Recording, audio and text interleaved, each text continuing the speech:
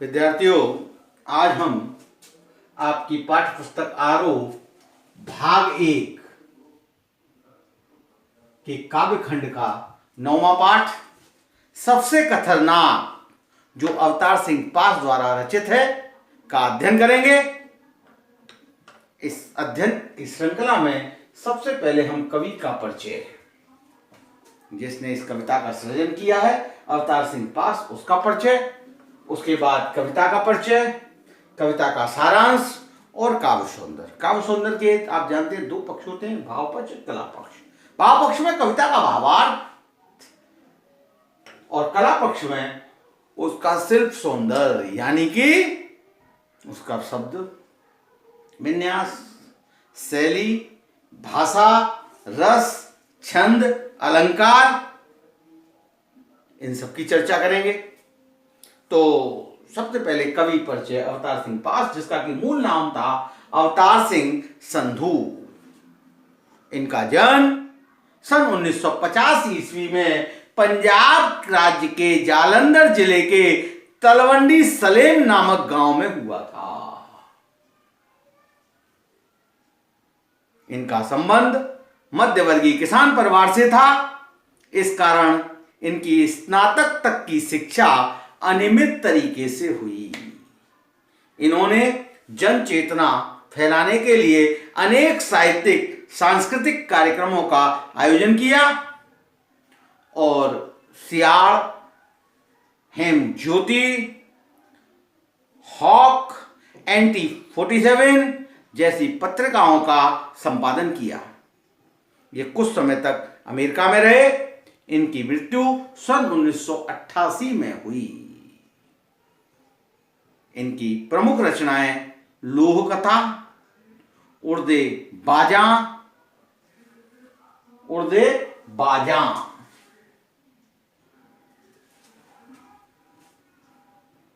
उर्दे बाजा मगर, साढ़े समिया बिच, लड़ेंगे साथी, सब पंजाबी साहित्य था। बीच का रास्ता नहीं होता, लहू है कि तब भी गाता है, ये हिंदी अनुवाद। पास समकालीन पंजाबी साहित्य के महत्वपूर्ण कवि माने जाते हैं। ये जन आंदोलन से जुड़े रहे हैं और विद्रोही कविता का नया सौंदर्य विधान विकसित कर उसे तीखा किंतु सृजनात्मक तेवर दिया।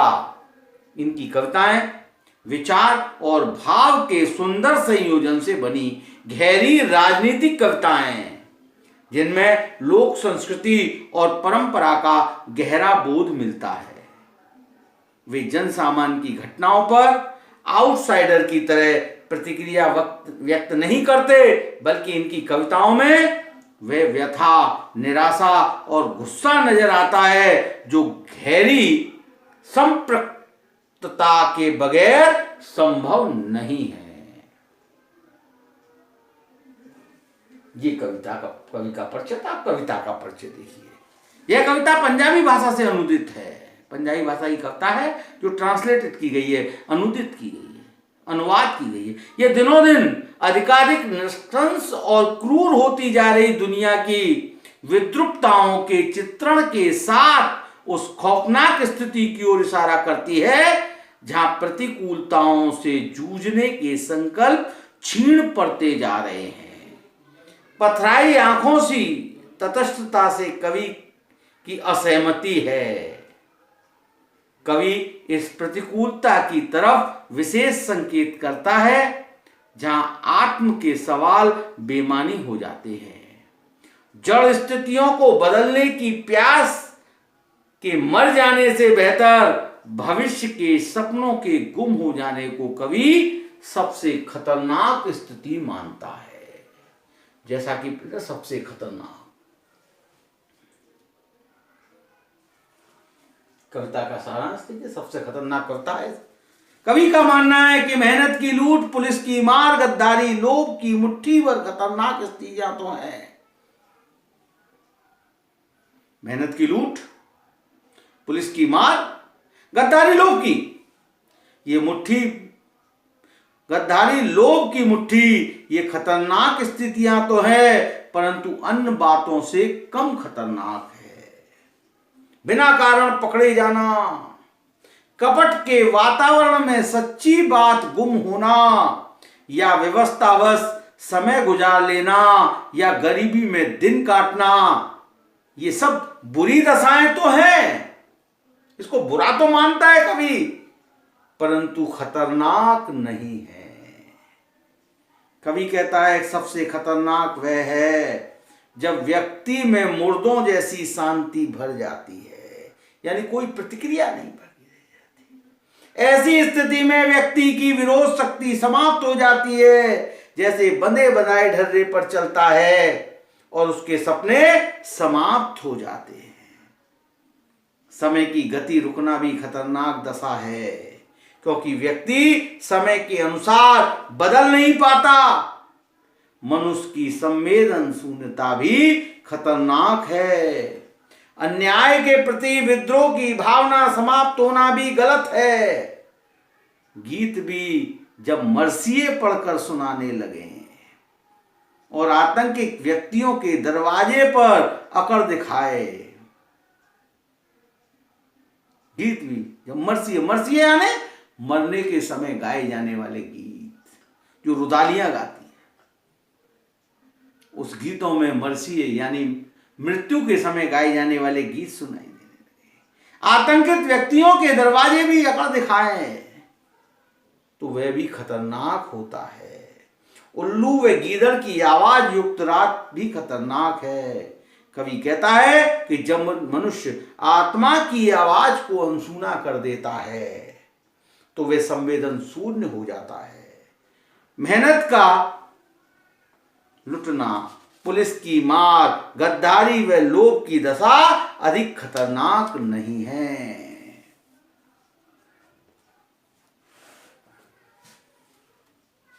ये कविता का सारांश था। अब आप काव्य सौंदर्य में भाव पक्ष और कला पक्ष पर प्रकाश डालेंगे। देखिए, मेहनत की लूट सबसे खतरनाक नहीं होती, मेहनत की लूट सबसे खतरनाक नहीं होती, पुलिस की मार सबसे खतरनाक नहीं होती, गद्दारी लोभ की मुट्ठी सबसे खतरनाक नहीं होती, बैठे बिठाए पकड़े जाना बुरा तो है, बैठे बिठाए पकड़े जाना बुरा तो है, सेमी सी चुप में जकड़े जाना बुरा तो है, पर सबसे खतरनाक नहीं होता, कपट के शोर में सही होते हुए भी दब जाना बुरा तो है, कपट के शोर में सही होते हुए भी दब जाना बुरा तो है, किसी जुगनू की लौ में पड़ना बुरा तो है, मुट्ठियां भींच कर बस वक्त निकाल लेना बुरा तो है, मुट्ठियां भींच कर बस वक्त निकाल लेना बुरा तो है, पर सबसे खतरनाक नहीं होता। मेहनत की लूट सबसे खतरनाक नहीं होती।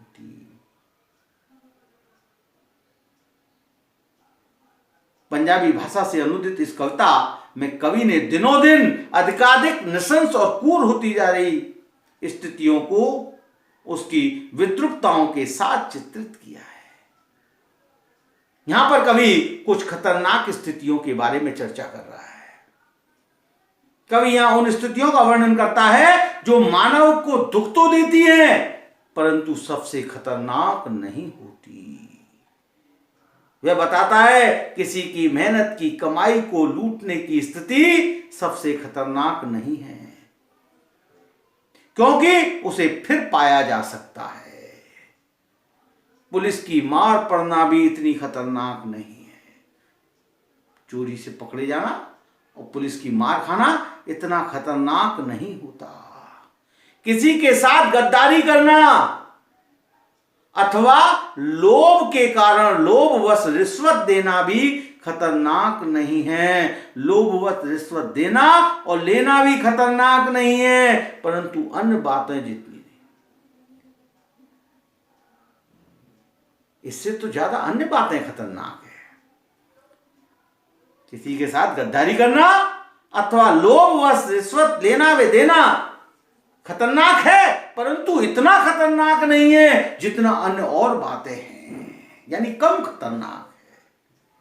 वह कहता है कि किसी दोष के बिना पुलिस द्वारा पकड़े जाने से बुरा लगता है। पुलिस जब पकड़ती है बिना दोष के, बिना वजह जब पुलिस पकड़ लेती है तो बुरा लगता है। बैठे बिठाए पकड़े जाना तथा अन्याय से डरकर चुपचाप सहन कर लेना भी बुरी बात है, परंतु यह सबसे खतरनाक स्थिति नहीं है। छल कपट के माहौल में सच्ची बातें छिप जाती हैं। कोई जुगनू की लौ में पड़ता है, यानी साधनहीनता से गुजारा करता है। लाइट नहीं है, रोशनी का अभाव है, साधन नहीं है, उस साधनहीनता में भी समय निकालता है। व्यवस्था अन्याय को सहन कर समय गुजार देना आदि बातें जो है वो बुरी तो है, परंतु सबसे खतरनाक नहीं है। कई बातें ऐसी हैं जो बहुत खतरनाक हैं और उनके परिणाम दूरगामी होते हैं। ये इसका भाव पक्ष था। कला पक्ष में देखिए, सबसे खतरनाक नहीं होती तथा बुरा तो है कि आवृत्ति से परिस्थितियों की भयावहता का पता चलता है। सबसे खतरनाक नहीं होती, सबसे खतरनाक नहीं होती। जाना बुरा तो है, पकड़े जाना बुरा तो है, दब जाना बुरा तो है, पढ़ना बुरा तो है। यह पुनरावृत्ति, यह आवृत्ति की गई है। यहां आवृत्ति से परिस्थितियों की भयावहता का पता चलता है। सहमी सी चुप में उपमा अलंकार की छटा व्याप्त है, बैठे बिठाए में अनुप्रास अलंकार है। साधनहीनता के लिए जुगनू की लौ एक नया प्रयोग है। रात्रि में साधन नहीं है, लाइट नहीं है, बिजली नहीं है, पढ़ना है तो जुगनू की लौ में पढ़ना एक नया प्रयोग है। गद्दारी लोभ की मुट्ठी भी नया प्रयोग कवि द्वारा किया गया है। कथन में जोश, आवेश व मौलिकता है। मुट्ठियां भींचकर बस वक्त निकाल लेने का बिंब प्रभावशाली है। मुट्ठियां भींचकर समय निकालना, मुट्ठियां भींच के मिसमिसा कर रह जाना, भाव यहां ये है। मन मार करके रह जाना, बस वक्त निकाल लेना, समय बुरा समय कैसे भी करके निकाल लेना। इसका बिंब प्रभावशाली है। सरल सहज खड़ी बोली का यहां प्रयोग किया गया है। अब ये सब खतरनाक नहीं है। क्या खतरनाक है आगे कभी बताएगा। सबसे खतरनाक होता है मुर्दा शांति से भर जाना। सबसे खतरनाक होता है मुर्दा शांति से भर जाना। न होना तड़फ का सब सहन कर जाना। सबसे खतरनाक होता है मुर्दा शांति से भर जाना। न होना तड़फ का सब सहन कर जाना। घर से निकलना काम पर, घर से निकलना काम पर और काम से लौट कर घर आना। घर से निकलना काम पर और काम से लौट कर घर आना। सबसे खतरनाक होता है हमारे सपनों का मर जाना। घर से निकलना काम पर और काम से लौट कर घर आना। सबसे खतरनाक होता है हमारे सपनों का मर जाना। सबसे खतरनाक वह घड़ी होती है, सबसे खतरनाक वह घड़ी होती है अपनी कलाई पर चलती हुई भी जो। सबसे खतरनाक वह घड़ी होती है अपनी कलाई पर चलती हुई भी जो आपकी निगाह में रुकी होती है। सबसे खतरनाक वह घड़ी होती है आपकी कलाई पर चलती हुई भी जो आपकी निगाह में रुकी होती है। कवि कहता है कि सबसे खतरनाक स्थिति वह है जब व्यक्ति अपने जीवन में उल्लास और उमंग को भूल जाता है, उल्लास और उमंग से मुंह मोड़कर निराशा व अवसाद से घिरकर सन्नाटे में जीने का अभ्यस्त हो जाता है। मुर्दे जैसी स्थिति हो जाती है। मृतक, कोई प्रतिक्रिया नहीं देना। कहा गया साहित्य संगीत कलावीन, साक्षात पशु पुष्प विषाणहीन। पशुओं जैसी स्थिति व्यक्ति में हो जाती है जब उसको साहित्य संगीत कला इन सब के ज्ञान नहीं होता, तो यह पशुओं जैसे। हाँ, अगर कोई प्रतिक्रिया नहीं होती व्यक्ति में, किसी प्रकार का उमंग नहीं है, उत्साह नहीं है, किसी प्रकार की क्रिया की कोई प्रतिक्रिया नहीं है, तो व्यक्ति का जीवन मुर्दे जैसा हो जाता है। उसके अंदर कभी न समाप्त होने वाली शांति छा जाती है। वह मूक दर्शक बनकर सब कुछ चुपचाप सहन करता जाता है। न होना तड़प का सब सहन कर जाना। कोई प्रकार की तड़प उसके अंदर बाकी नहीं है, क्रिया की कोई प्रतिक्रिया नहीं, सब कुछ चुपचाप सहन कर जाना, मूक दर्शक बनकर ढर्रे पर आधारित जीवन जीने लगता है। ढर रहा है, हमारे जीवन का ढर रहा है, बन गया है अब आजकल। सामाजिकता ही नहीं गई और कुछ सोचता ही नहीं है, कोई सपने नहीं है ना, रूटीन बन गया है। सुबह से शाम, सुबह उठना, नाश्ता करना, ऑफिस जाना, ऑफिस से घर आना, नाश्ता करना, रात को सो जाना, फिर सुबह उठना, घर से निकलना काम पर और काम से लौटकर घर जाना, यही दिनचर्या रह गई है। जीवन का मशीनीकरण हो गया है। ढर्रे पर आधारित व्यक्ति जीवन जीने लगता है। ये घर के से काम पर चला जाता है और काम समाप्त करके घर लौट आता है। उसके सभी सपने मर जाते हैं। उसके जीवन में कोई नयापन नहीं रह जाता। उसकी सारी इच्छाएं समाप्त हो जाती है। ये सबसे खतरनाक स्थिति होती है, सारी इच्छाएं समाप्त हो जाना। ये परिस्थितियां अत्यंत खतरनाक होती है। ये परिस्थितियां अत्यंत खतरनाक है। कवि कहता है कि सबसे खतरनाक दृष्टि वह है कि अपनी कलाई पर बंधी घड़ी को सामने चलता देखकर सोचे कि जीवन स्थिर है। कलाई पे घड़ी बंधी हुई है, टिक टिक करते हुए समय चलता चला जा रहा है, सुई आगे बढ़ती चली जा रही है, फिर भी व्यक्ति इस भुलावे में है कि जीवन स्थिर है, स्थायी है। दूसरे शब्दों में, मनुष्य नित्य हो रहे परिवर्तनों के अनुसार स्वयं को नहीं बदलता और ना ही स्वयं को बदलना चाहता है। ऐसी स्थिति उसके लिए सबसे खतरनाक स्थिति है। व्यक्ति को देश काल वातावरण समय परिस्थिति के अनुसार अपने आप को परिवर्तित करते रहना चाहिए, अपने आप को ढालते रहना चाहिए। परंतु व्यक्ति उसी ढर्रे पर चलता रहता है, वक्त के अनुसार अपने आप को नहीं डालता। यह स्थिति सबसे खतरनाक स्थिति है। ये भाव पक्ष, कला पक्ष।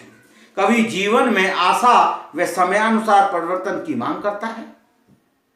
घड़ी में श्लेष अलंकार है। घड़ी माने वक्त, घड़ी माने पहनी जाने वाली घड़ी।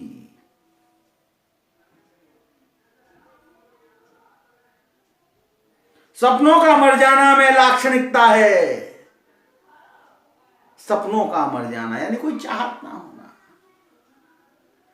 कुछ अपेक्षाएं ना होना। भाषा व्यंजना प्रधान है। मुर्दा शांति से भाव स्पष्ट हो गया। खड़ी बोली है। अनुप्रास अलंकार की छटा जगह जगह व्याप्त है। ये इस कविता का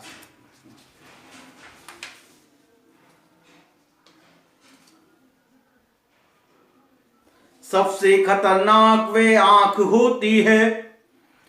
सबसे खतरनाक वे आंख होती है जो सब कुछ देखती हुई भी जमी बर्फ होती है। सबसे खतरनाक वे आंख होती है जो सब कुछ देखती हुई भी जमी बर्फ होती है, जिसकी नजर दुनिया को मोहब्बत से चूमना भूल जाती है। यानी मन में इसने का भाव ही नहीं है। जिसकी नजर दुनिया को मोहब्बत से चूमना भूल जाती है, जो चीजों से उठती अंधेपन की भाप पर ढुलक जाती है, जो चीजों से उठती अंधेपन की भाप पर ढुलक जाती है, जो रोजमर्रा के क्रम को पीती हुई, जो रोजमर्रा के क्रम को पीती हुई एक लक्ष्यहीन दुर्भाव के उलटफेर में खो जाती है। कवि सामाजिक विद्रुपताओं का विरोध न करने को सबसे खतरनाक मानता है। देखते हुए भी मक्खी निगलना, कहते हैं देखे मक्खी नहीं निगली जाती। सब कुछ देख रहा है फिर भी व्यक्ति। कवि कहता है कि वे आंख बहुत खतरनाक होती है जो अपने सामने हो रहे अन्याय को संवेदन शून्य होकर वैसे ही देखती रहती है जैसे जमी बर्फ हो। जैसे स्थिर जमी हुई बर्फ स्थिर रहती है, पिघली हुई बर्फ बहती है, पानी बहता है, परंतु पानी के 3 अवस्थाएं होती हैं, तरल, गैस और ठोस। गैस चलायमान होती है, ऊपर की ओर। पानी चलायमान होता है, तरल चलायमान होता है, बहता है, परंतु ठोस जल की जो स्थिति है वो स्थिर होती है। बर्फ एक जगह पथरीली, इसी प्रकार बर्फ संवेदनशील होकर देखती है। वो आंखें जैसे बर्फ के समान हर प्रकार के अन्याय को संवेदनशील होकर देखती है, जिसकी नजर इस संसार को प्यार से चूमना भूल जाती है। यानी जिस नजर में प्रेम और सौंदर्य की भावना समाप्त हो जाती है, सुंदरता को देख करके जिसकी नजर प्रफुल्लित नहीं होती, प्रेम के भाव जिनकी आंखों में दिखाई नहीं देते, क्रूरता के भाव दिखाई देते, वो आंख सबसे खतरनाक। जो आंख हर वस्तु को घृणा से देखती है वे नजर खतरनाक हो जाती है। ऐसी नजर वस्तु के स्वार्थ के लोभ में अंधी हो जाती है तथा उसे पाने के लिए लालायित हो उठती है। वे खतरनाक हो जाती है। वह जिंदगी जो दैनिक क्रियाकलापों में संवेदनहीनता के साथ भटकती रहती है, यानी जिसमें संवेदना का कोई भाव नहीं रहता, ऐसी दिनचर्या, ऐसी दैनिक क्रियाकलाप जिसका कोई लक्ष्य ना हो, ऐसी दिनचर्या, लक्ष्यहीन होकर अपने दिनचर्या को पूरा करना, ये सबसे खतरनाक स्थिति होती है। कवि संवेदनशीलता पर गहरा व्यंग करता है। जमी बर्फ, मोहब्बत से चूमना, अंधेपन की भाप, रोजमर्रा के क्रम की को पीती आदि नई भाषिक प्रयोग है। जमी बर्फ संवेदनशीलता का परिचायक है।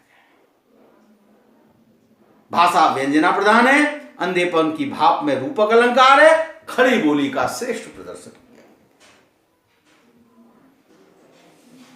सबसे खतरनाक वह चांद होता है जो हर हत्याकांड के बाद वीरान हुए आंगनों में चढ़ता है। सबसे खतरनाक वह चांद होता है जो हर हत्याकांड के बाद वीरान हुए आंगनों में चढ़ता है, पर आपकी आंखों में मिर्च की तरह नहीं गड़ता। कवि आपराधीकरण के बारे में बताता है कि वह चांद सबसे खतरनाक होता है जो हत्याकांड के बाद उन आंगनों में चढ़ता है जो वीरान हो गए थे, जहां अपराधियों ने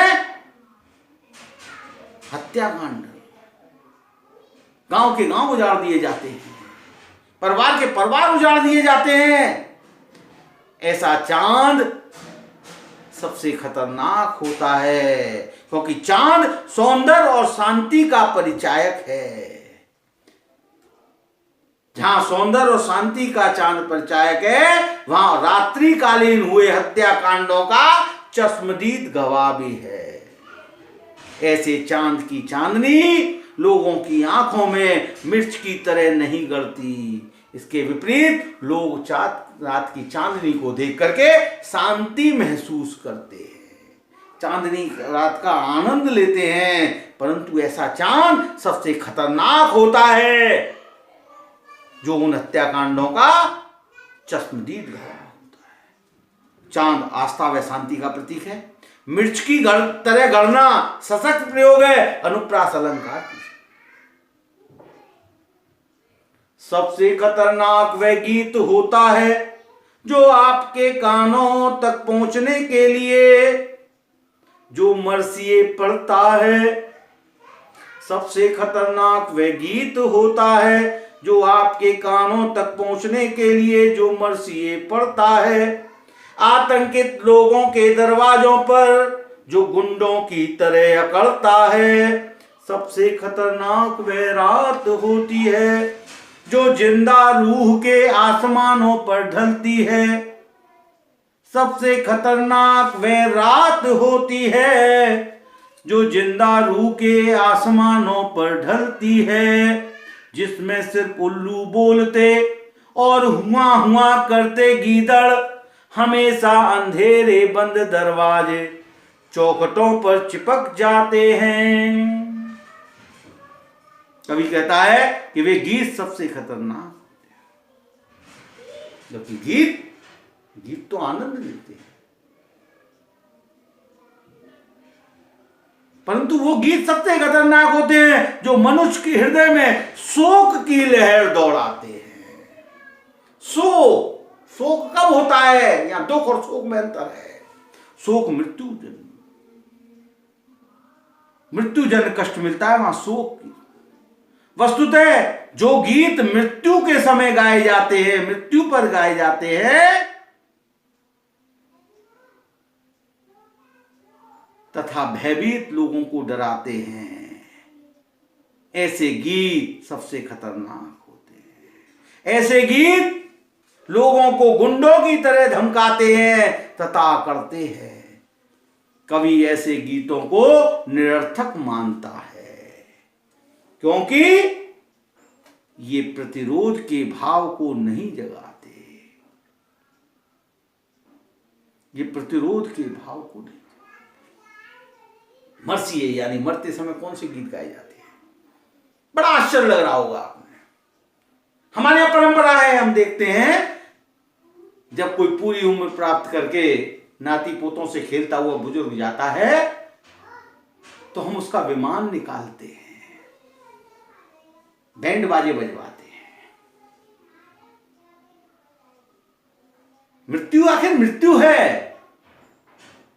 उस बैंड बाजों में भक्ति के गीत ही गाए जाते हैं। ओम जय जगदीश हरे हरे। उसमें वो नहीं गाए जाते कि हो गई तो बल्ले बल्ले हो जाएगी बल्ले बल्ले, नहीं। शोक का विषय है, मृत्यु का विषय है, वहां उसी टाइप के गीत गाए जाएंगे। किसी की शादी की बारात के लिए भी बैंड किए जाते हैं। वो बैंड वहां ओम जय जगदीश हरे नहीं गाता, इस तरह की धुन नहीं बजाता जो कि विमान निकालते समय बजाई जाती है। अगर इस तरह की धुन बजाए तो बराती उसको पीट पीट कर, वहां वही हो गई तो बल्ले बल्ले हो, इस तरह की ही धुन बजाएगा।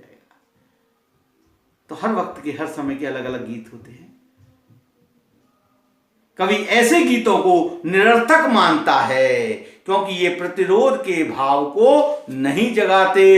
वह कहता है कि जब किसी जीवित आत्मा के आसमान पर निराशा रूपी रात्रि का घना अंधेरा छा जाता है तो उसमें कोई उत्साह नहीं रह जाता, वो उत्साहहीन हो जाता है।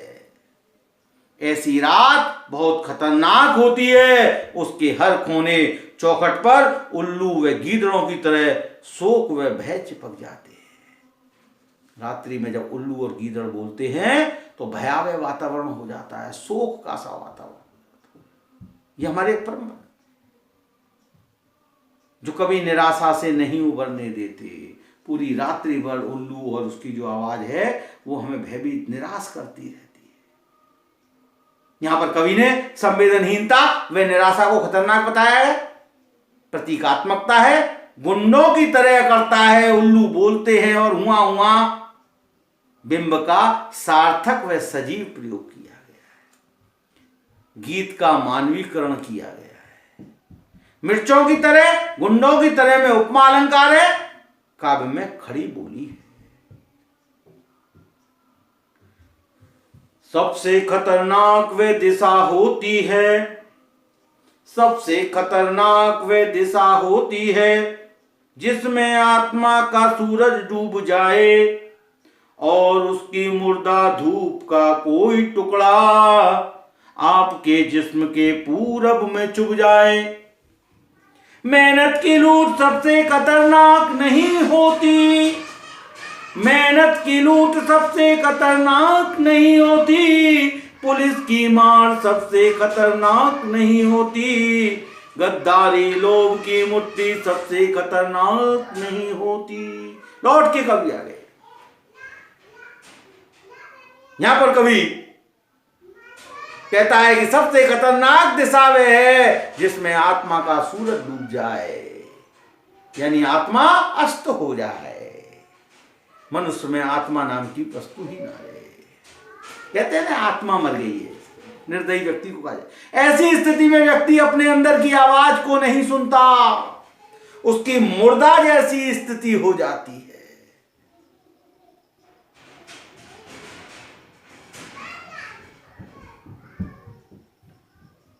मुर्दा जैसी स्थिति, यह स्थिति भी सबसे खतरनाक होती है। मुर्दा धूप की ऐसी स्थिति हमारे ऊपर कहीं कोई प्रभाव छोड़ जाए, वो स्थिति भी सबसे खतरनाक होती है।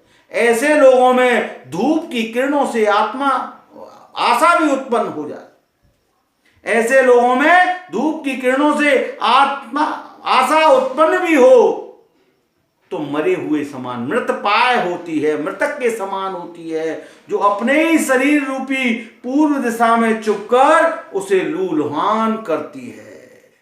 कवि कहना चाहता है कि अन्याय को सहना ही लोगों ने अपनी नियति मान लिया है, ऐसी स्थिति खतरनाक होती है। कवि का कहना है कि किसी की मेहनत की कमाई लुट जाए तो वे खतरनाक नहीं होती, पुलिस की मार या गद्दारी आदि भी इतने खतरनाक नहीं होते। खतरनाक स्थिति वह है जब व्यक्ति में संघर्ष करने की क्षमता ही खत्म हो जाए, इसको खतरनाक माना गया। कवि व्यक्ति की संवेदनहीनता को खतरनाक स्थिति बताता है। आत्मा का सूरज और जिस्म के पूरब में रूपक अलंकार है, खड़ी बोली है, सांकेतिक भाषा है, काव्य रचना मुक्त छंद में है। इस प्रकार इस कविता का भावार्थ, भाव पक्ष और कला पक्ष हमने आपको समझाया।